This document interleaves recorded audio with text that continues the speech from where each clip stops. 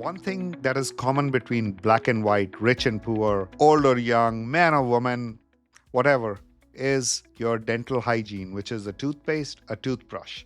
That is common to practically everybody. And why is it so important? Because this is something that you use every day. You don't eat beans every day. You don't wear the same color of clothes every day. You don't wear the same Nike shoes every day, but you use a toothpaste every day. You can wear slippers and you can wear jackets and you can wear other things, but toothpaste, you use toothpaste every morning. So, why is it important? Because according to Ayurveda, your body is very hungry. Let's say you ate your last meal last night at 7 p.m. and now it's already 7 a.m. in the morning. 12 hours you've been hungry. That is why you call it breakfast. When you take a breakfast, means you're breaking a fast. So that means your body is anxious to get whatever it can. That is the feeling. And what is the first thing you put in your mouth? A toothpaste. So what happens if your toothpaste has peppermint that is actually just peppermint by name and not real peppermint from the plant of peppermint? What would happen? Did you know most of the toothpaste today, not most, quite a few of the toothpaste, I don't want to get sued on from companies that will come after us. I'm not naming everybody, but a lot of the companies are using the mint from a company called in China called NHU or Bayer or any of these companies. Anybody that makes mint that is from petrochemicals, that is being used in a toothpaste. Do you agree with me? And this is a question, I'm not giving you any answers to that. Do you agree with me? When your body is hungry, first thing you do in your mouth is a toothpaste, and that mint that you feel, the smell that goes into your limbic brain, that basically also gets taken directly into your bloodstream, into your body, that because that's also a sensory organ, right? Your smelling sense, your tasting sense, these are all major sensory organs, right? Whenever you smell something bad, right away you feel bad. Whenever you smell coffee, let's say if you went to a housewarming, or let's say if you went to see a house for rent and there's somebody who's making some bagels and some cookies and some coffee pot, you start to feel good. Why? You start to feel like home. Why? Because your sense of smell is actually making you feel good. Similarly, in a toothpaste, when you smell something that is minty but it's not real mint, and when you taste something that is minty, and this is early morning, your mouth is very full of membranes, full of blood capillaries.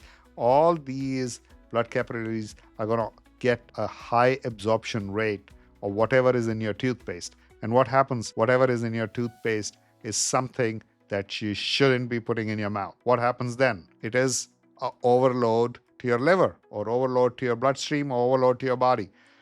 Everything is going ultimately into your body, even though it's minute, but it's still going. But remember, very small, minute, inward dilution of something that is not required every single day becomes big, because you're going to use the toothpaste twice a day, 365 days a week. Now it's 700 times of very small thing becomes a big thing, right? So that is why it is very important that you actually read the ingredients. And that is why when I was growing up, I was ignorant. I did not know that, okay, this is important. Nobody taught me. And incidentally, you guys are lucky. You are able to watch YouTube. Back in the day, we hardly had any television. One house amongst 10 had black and white television. And that also had maybe 15 minutes a day of songs, and 15 minutes a day of news, and 15 minutes and 30 minutes a day of telling how to grow crops. It was very regulated. Now you have the advantage. So learn from other people's experience. So let me come to the real reason why I'm telling you all this, because I want to make you understand how I made the Guru Nanda toothpaste and why is it so important and why each ingredient matters to you. So what is toothpaste made up of? Let me decipher it very easily. you need a small abrasive so that it has to be a very gentle abrasive, because if you use a very harsh abrasive, it will actually erode your enamel. Like a lot of charcoal toothpaste started to becoming popular about few years ago to whiten the teeth. No bueno, according to me. And everything I'm saying is my own personal opinion.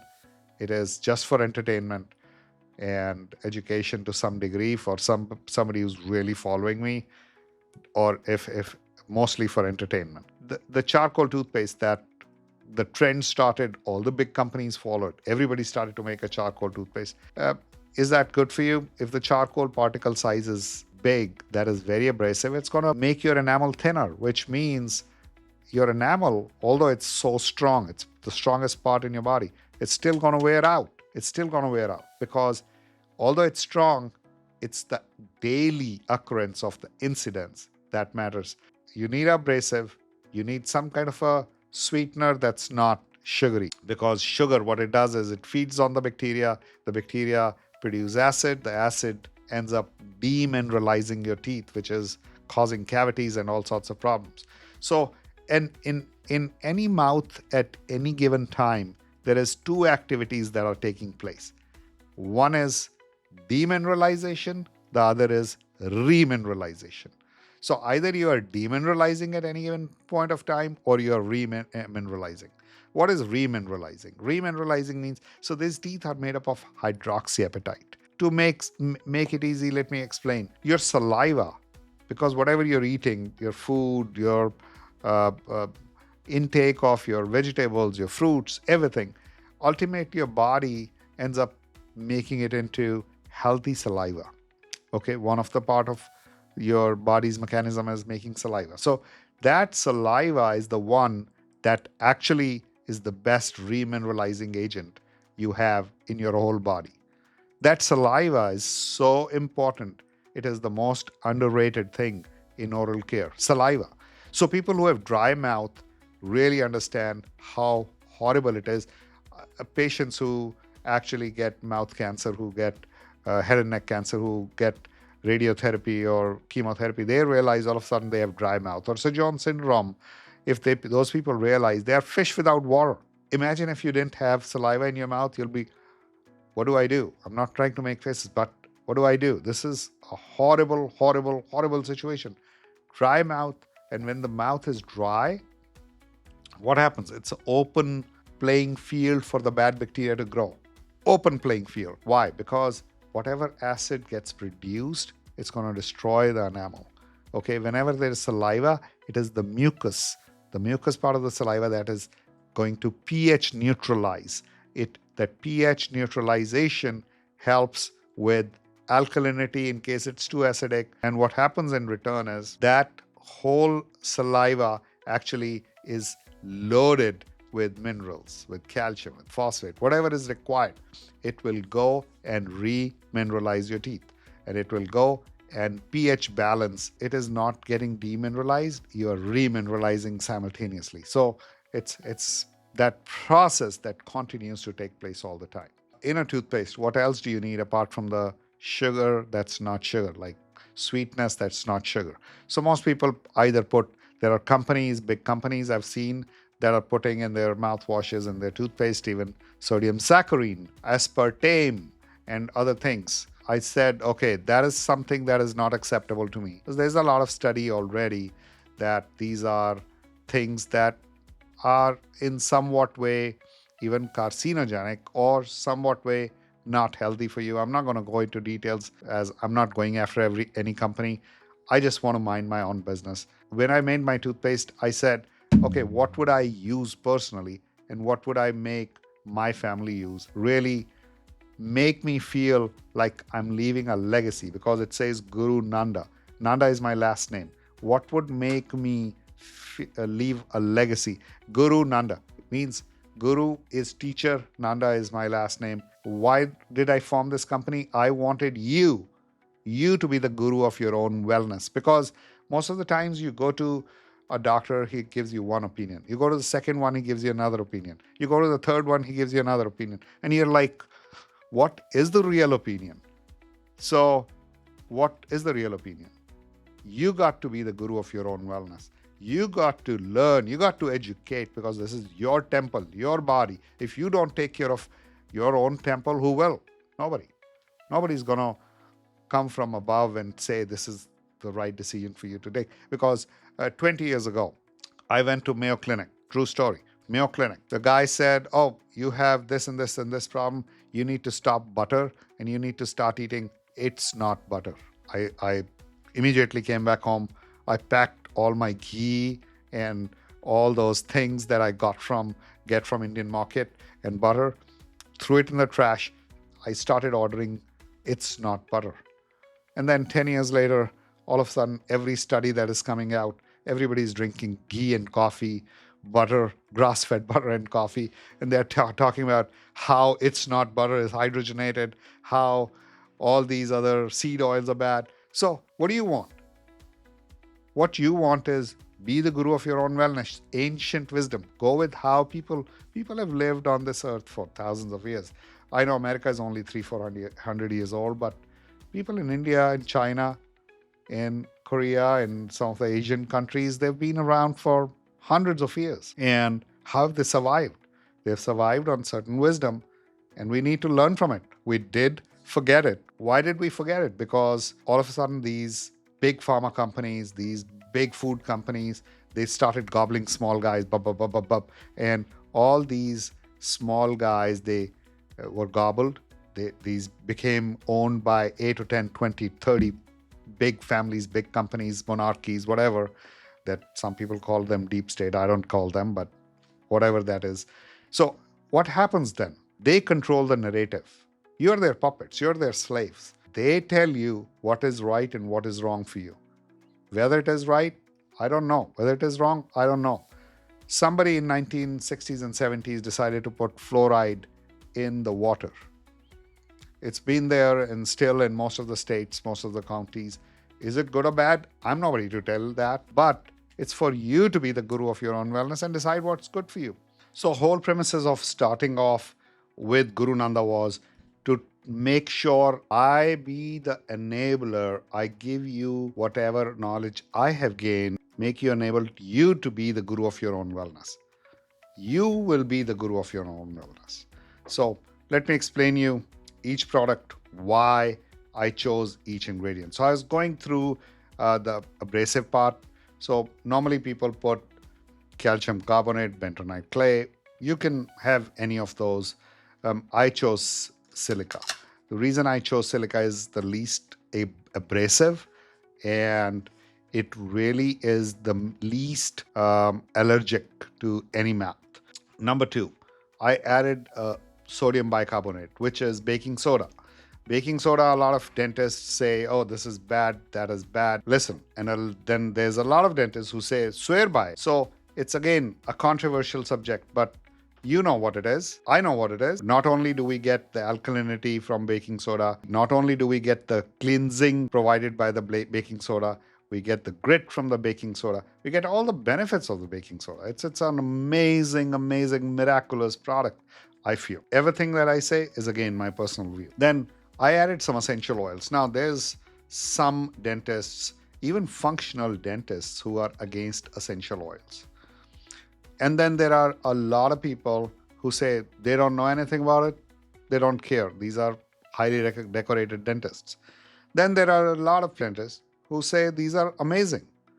But as somebody who has studied aromatherapy, as somebody who eats all these things, because anything we've used is from the kitchen. So when the dentist, who's nowadays a big talk on YouTube or Instagram, comes and talks bad about essential oils, I'll tell you one thing. Tell him, does he eat cardamom?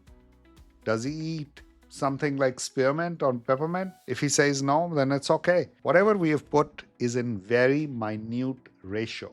So the devil is in the dosage. If the dosage is minute enough, it helps you decrease that bacterial overload, okay?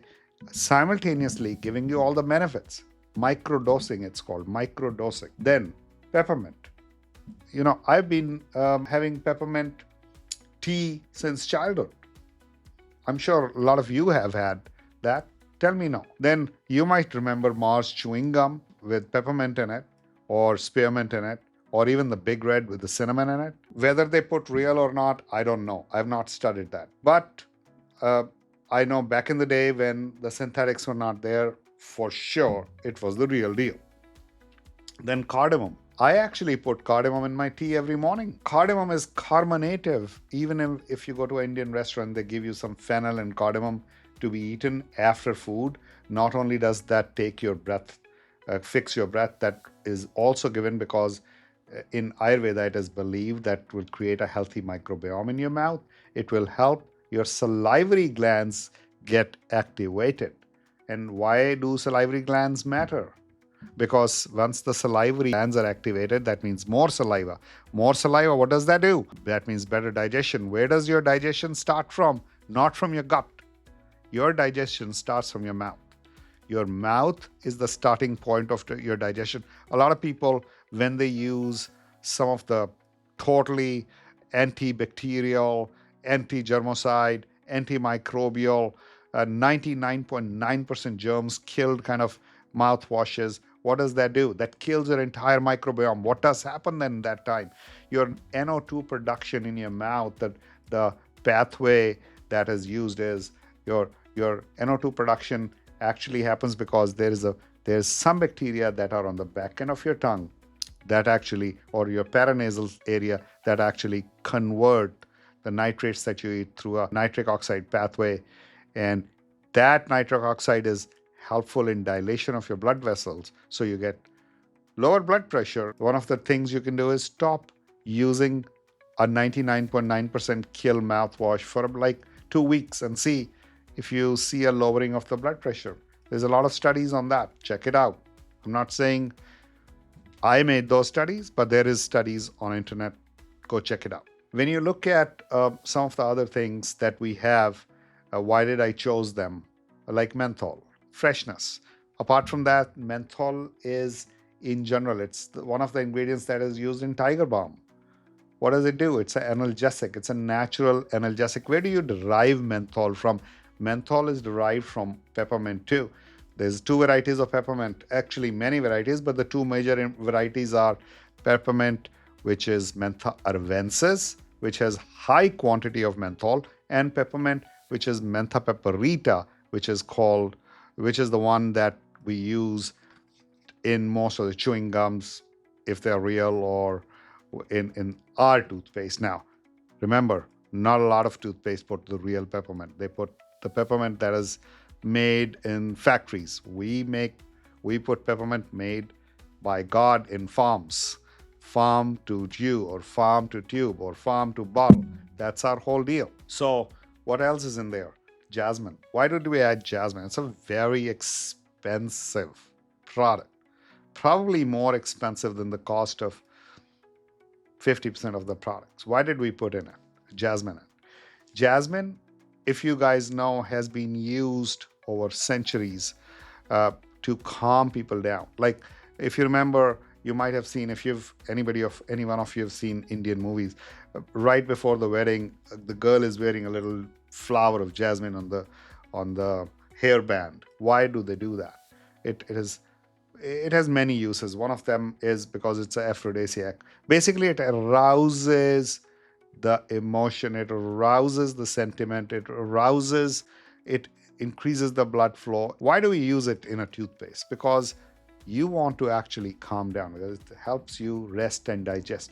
You want to do everything in a calm manner, because most of them are aggressive brushers. Most of the time when you are 35, 40, you go to a dentist, first thing the dentist will say, oh, you got gum recession. Why do you have gum recession? Gum recession is becoming such a huge, literally a major problem. And why? Because people are grinding teeth at night and people are brushing aggressively. Now, they don't realize. Why do they brush aggressively? Because subconscious stress is causing that brushing aggressively, subconsciously. And what is happening? You are brushing so hard that you're rupturing your entire gum line. That is my reason of putting such an expensive product. Tell me any company in this world today that is putting real jasmine. I don't know of any, but I did it.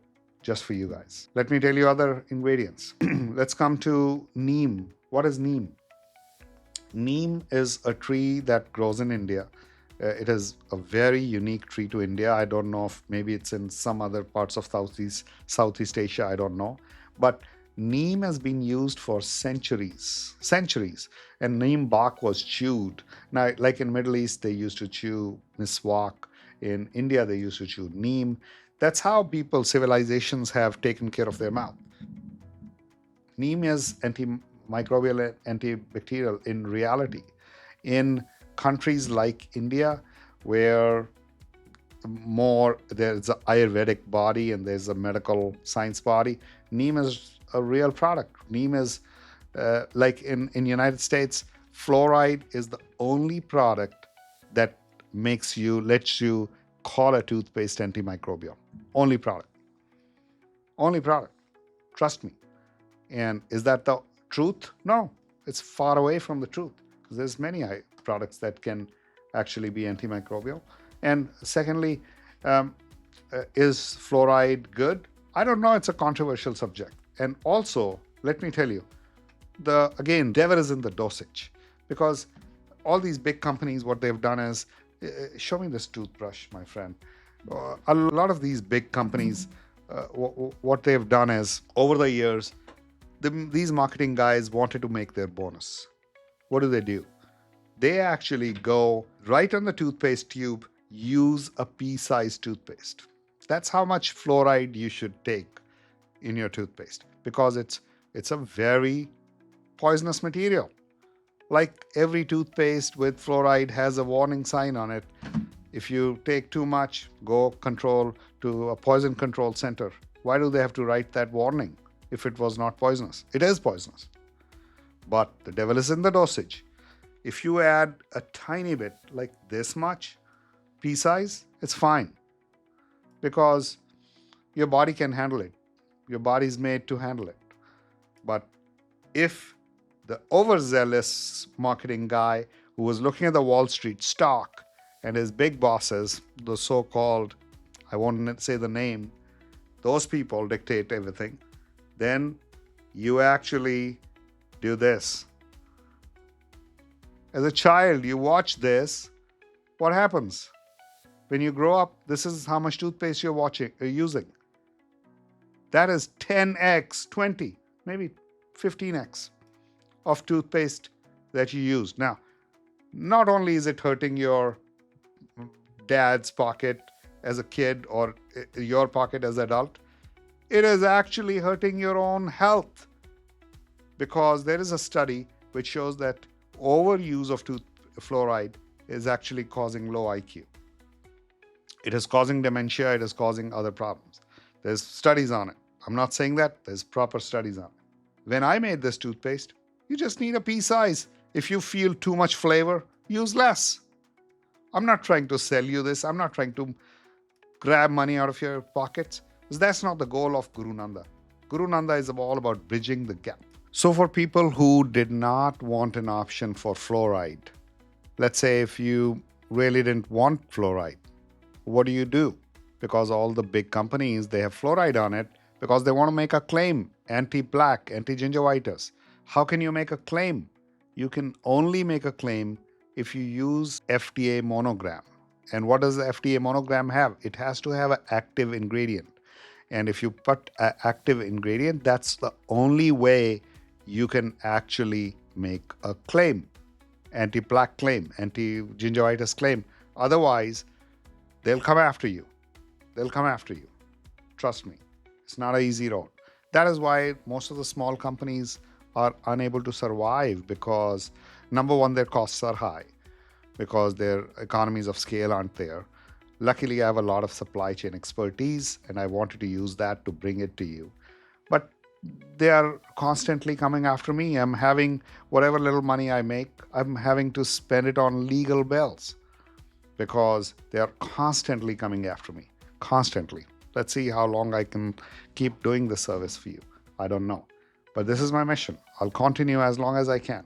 So what product could I use to fortify your enamel apart from fluoride? How does fluoride work, for example? Fluoride is an amazing product, if used correctly in small quantities, very small quantities, and it can help because it actually forms like a band-aid on top of a nano pore that forms because of the acid production of the streptococcus mutans, the bad bacteria, which cause cavities, or other species. They all are producing acid. That acid is actually demineralizing your enamel, and cavity production can start. But what do? You have to pH neutralize it. So one cheapest thing you can do is, after eating your meal, you should go and wash your mouth with plain water. Some simple thing. Just use your finger, use a little soft butter and gums toothbrush. I rather use my finger. I know it's a little gross for some people, but you know what? It's my body, I'll use it. And just clean up your teeth. If you have nothing else available, clean up your teeth. If you have teeth spaces between your teeth, use a little floss pick or a floss. I would suggest even a travel flosser or water flosser or something, or just swish. At least swish with water so that you keep you help your own body keep that pH neutral. Your dry mouth is lesser. The dry mouth causes cavities. Okay, so what do I do now to change that fluoride? Because I wanted to give you a fluoride free option, and options were very limited. And the ones that had no fluoride in it, they did not have a substitute in it. Now, there's a couple of companies that came up with nanohydroxyapatite. So now I started studying on nanohydroxyapatite. Nanohydroxyapatite is the nanosynthetic form of hydroxyapatite. Synthetic form of hydroxyapatite that is very, very, very minute. So minute that it's nanoparticle size, which means that it can cross the blood-brain barrier. So there's some controversial studies that came out on it too. Like everything in life, everything has double-edged sword. What was the controversial study on nanohydroxyapatite? It was that nanohydroxyapatite can actually calcify some of your tissues, some of your organs. Why? Because it can cross the blood-brain barrier. So I know one thing: what is good today, 10, 20 years from now, it's not good. Until it has been studied for ages. I don't want you to be a guinea pig. I don't want you to be the lab mice. That's not me who will put you to become a lab mice. So what do? I looked at the hydroxyapatite, the micro crystals that do not cross the blood-brain barrier, the micro size of hydroxyapatite that your bones are made up of, that your enamel is made up of, right?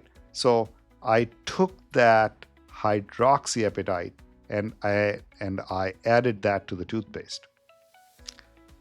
Good? Are you satisfied with that?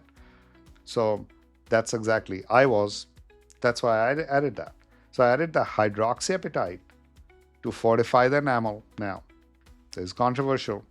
It's not approved by FDA. It was used by NASA, the nanohydroxyapatite, but that was used in tray formats and in very controlled environments. Now, there's a company in Japan that puts in a toothpaste. They say that they have spherical nanohydroxyapatite particles, their own proprietary technology. Now, there's certain companies in Spain and China that are selling their products. Everything is like Wild West. So I didn't want to go the Wild West for you. There's a couple of companies that are doing really well, that are going Wild West way, or they are at least they've bitten in that direction. I still am not convinced. Maybe that's the right way. I don't know. But for people who are ready to take the risk, they can do whatever they want. I am a conservative person.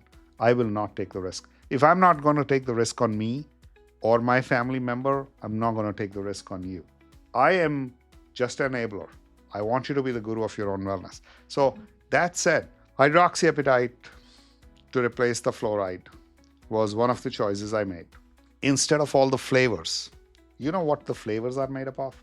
Flavors are made up of so many ingredients that are mostly petrochemical based. When you read fragrance or flavor word behind You don't have to declare. In the 1960s, 70s, these lobbyists got big lumps of money, probably. I don't know. I'm just going on the conspiracy theory. They got big lumps of money and they made flavor a code word. So you can write flavor and it could have any of the 2000 ingredients in there that come in that flavor category.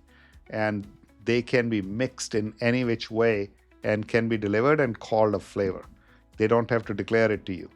There's a little regulation that is probably going to be coming soon there where they are going to be making it mandatory, because there's a group of lobbyists who are trying to actually make it mandatory. I would love that, because a lot of them are carcinogenic. Whenever you read fragrance or flavor, like a lot of women, they are putting all the fragrance all over their body, walking like a fragrance factory. What are they doing? They're not only hurting their own self, they're hurting their partner, their fellow beings, their fellow friends. It's no joke. Is it? No, it's not a joke. So when you can restrict somebody from smoking in public, why don't you restrict somebody from putting so much fragrance that is full of carcinogens to be around you? Why? I was in Emirates Airlines. I'm not against anybody, by the way. And a woman was sitting right next to me, and she had so much fragrance on, that literally I normally take oregano oil capsules with me. So I had to eat an oregano oil capsule to make sure I just don't start sneezing and fall ill. So much fragrance on. And it's allowed. While smoking is banned, this is allowed. Is it good? I don't think. Again, instead of all those flavors, I put in all those essential oils. Instead of the abrasive products we had a choice. I'm not saying any of them is bad. They're all good, but I made a choice for silica for you. You make your choice if you want to use this paste. Baking soda, I chose it. Neem, I chose it. Then apart from that, I also chose 2 other essential oils that are slightly controversial to a few people, but to me they are very good. One of them is tea tree. Tea tree has been antiseptic back in the days in World War I. It was in every soldier's emergency pack. But because it was only grown in Australia, and by the way, just to let you know, in Australia, when they grew tea tree, people who actually grew tea tree didn't have to they were not drafted in the military, because if they declared they were tea tree farmers, they were let alone. They were not drafted. Why? Because it was such an important crop, but the logistics was becoming very difficult. America is a war economy. Back in the early 1900s, there were 2 big world wars, huge world wars, right? And many small wars. The Korean War, the Vietnamese War, all these wars everywhere. So what happened in those war times? In those war times, a lot of products got manufactured. They say that necessity is the mother of invention. So if you can't transport the tea tree, what do? You come up with something that is easily made in a factory in Chicago or somewhere else and can be transported to the battlefields. That's how a lot of the products started to get made back in those days. A lot of products were made based on war requirements. Preservatives. Why were they used? They made it so that when people are going on war, the soldiers are going on war, they can carry a lot of food with them in packaged food that has preservatives so that it won't go bad. They don't have the luxury sitting when a bullet is going to hit you on one side to cook their own food and eat fresh seasonal and regional food. They don't have that luxury. So what do? This is war economy at play. America made that play. So all these companies, what did they have? They had a lot of American government dollars. They grew. And as any entrepreneur, when he grows, what does he do? He wants to grow bigger. List his company on Wall Street. Ring the New York Stock Exchange bell.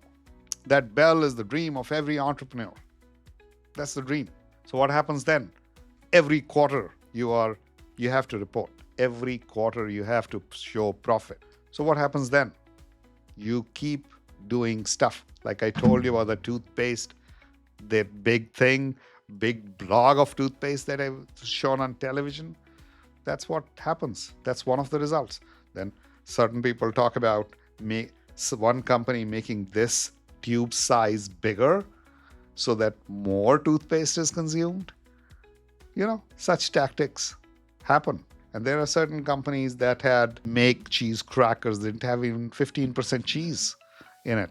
These companies have been dictated by Wall Street. Their bonus dictates everything. You have to be the guru of your own wellness. You. Going forward, what else did I add? Oregano oil. Why oregano oil? Oregano oil has a very amazing ingredient in it called carvacrol. There is a saying, and I don't know how true this is, but there's a saying when every antibiotic is going to fail, when bacteria is going to run wild. By the way, you know that your entire body, you're like a running, walking microbe. Your body is made up of millions and billions of microbes. You're a giant microbe. That's what you are, right? You're a giant intelligent microbe. That's what you are. I wanted to put a microdosing of oregano in it so that you actually can ensure your mouth stays the best in its best form. It's a very microdose. It's exactly right where it needs to be. So I've used tons of my experience, tons of experience of farmers in Greece, in Italy, in Bulgaria, in Turkey. I've used those experts. I've used aromatherapists in-house as well as outsourced the best of the best. When we created this, it's a work of art. It took me 2 years to create it. And it is a work of art, literally. Work of art, but work of science too.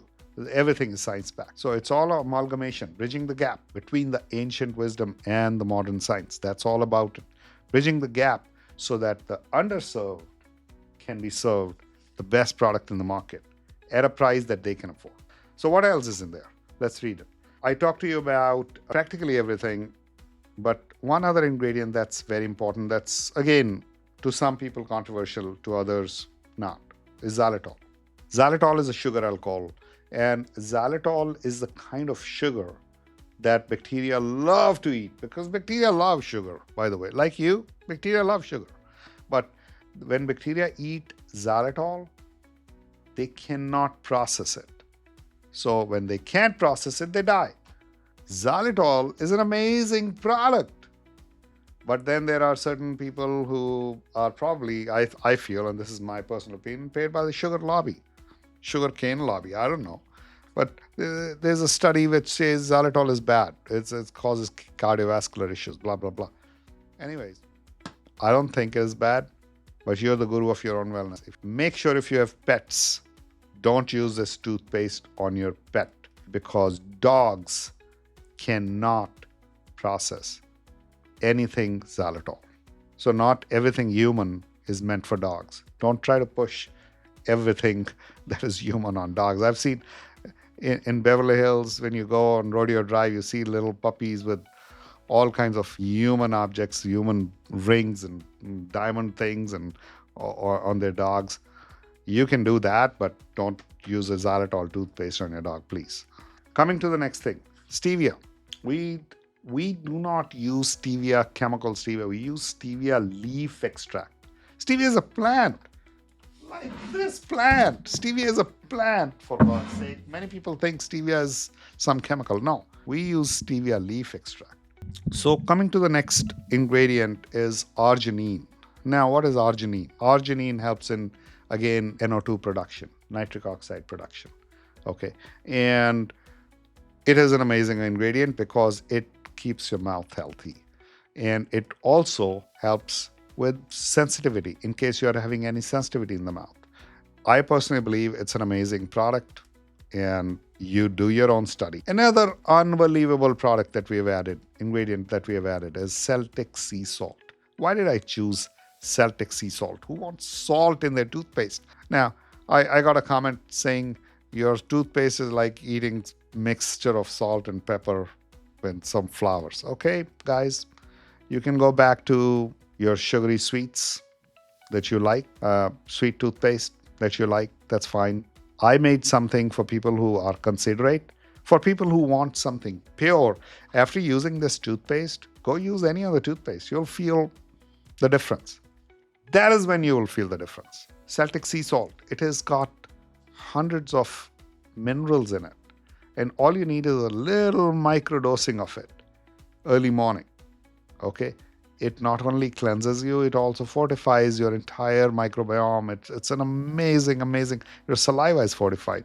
I don't know if you guys trust um, everybody, because everybody in this world is controversial, but Barbara O'Neill talks a lot about Celtic sea salt. In case you're YouTube listeners, listen to her.